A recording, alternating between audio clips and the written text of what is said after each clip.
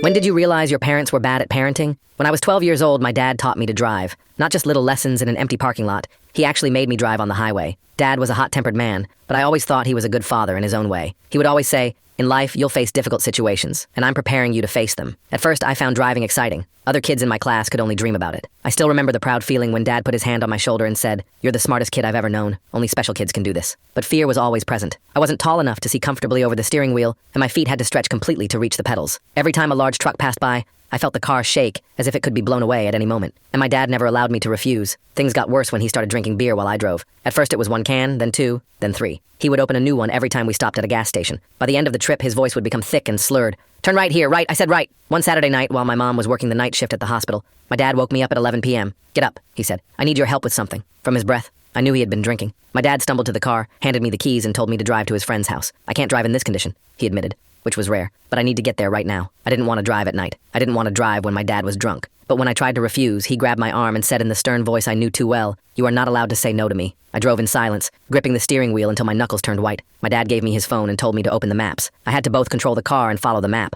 while my dad leaned back in his seat, eyes closed. We arrived at a neighborhood I had never been to. The house was dark, with no cars parked outside. My dad stumbled out of the car and motioned for me to wait. "I'll be right back," he said, then disappeared into the darkness. 15 minutes passed, then 30. I sat there, counting every second, my heart pounding. After nearly an hour, my dad returned holding a small bag. He climbed into the car, put the bag in his pocket, and told me to drive home. In the days that followed, I heard my dad talking quietly on the phone, his voice tense. I paid in full. This is the last time I'm doing this. He didn't know I was standing behind the kitchen door listening. A few weeks later, a police officer came to my school to talk about traffic safety. He talked about driving laws, about drinking and driving, and how people could report if they saw someone driving under the influence. After the talk, I stayed behind and asked him what would happen if someone underage was driving. "That's illegal," he said, looking at me intently. "Not only dangerous, but could lead to serious consequences for both the child and the person allowing them to drive." I nodded and turned away, but he called me back. "Hey, is there something you want to tell me? Are you safe?" I looked down at my shoes. "If a child reports their parents, what happens to the child?" The officer looked at me with understanding eyes. "We protect the child. That's our job." That evening, my dad wanted me to drive again, but this time I had placed my phone in my pocket,